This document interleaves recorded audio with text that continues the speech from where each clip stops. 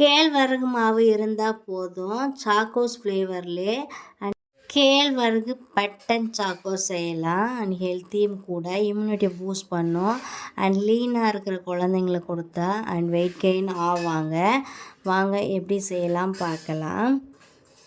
1 cup கேழ்வரகு மாவில் கொஞ்சமாக சால்ட் சேர்த்து கொஞ்சம் கொஞ்சமாக தண்ணி ஊற்றி இந்த சப்பாத்தி மாவு கன்சிஸ்டன்சி பசைஞ்சு எடுத்துக்கலாம். அது கூடவே ஒரு ஸ்பூன் நெய் எடுத்ததுக்கப்புறம் நல்லா பசைஞ்சு எடுத்துக்கலாம். அது கூடவே ஒரு ஸ்பூன் நெய் போட்டு அதையும் நல்லா கலந்து எடுத்ததுக்கப்புறம் ஒரு வாழை இலை எடுத்து அந்த மாவை குட்டி குட்டி பால்ஸாக நல்லா உருட்டி ஃபிங்கரை வச்சு ப்ரெஸ் பண்ணுங்கள். ஒரு ஷேப்ஸ் கிடைக்கும். அந்த ஷேப்புமே நல்லா பார்க்கறதுக்கு சாக்கோஸ் மாதிரியே இருக்கும். பசங்களும் சாக்கோஸ் சொல்லிட்டு சாப்பிடுவாங்க.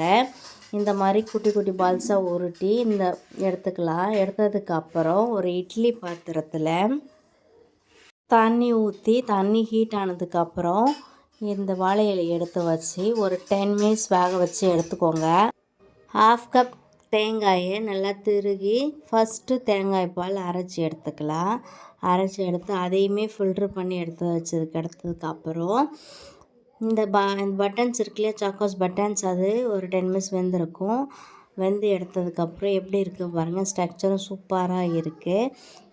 அதுக்கப்புறம் தேங்காய் பாலில் 2 ஸ்பூன் சர்க்கரை சேர்த்து அண்ட் இந்த பட்டன்ஸ் அது கூட சேர்த்து கலந்து கொடுங்க. குழந்தைங்க விரும்பி சாப்பிடுவாங்க.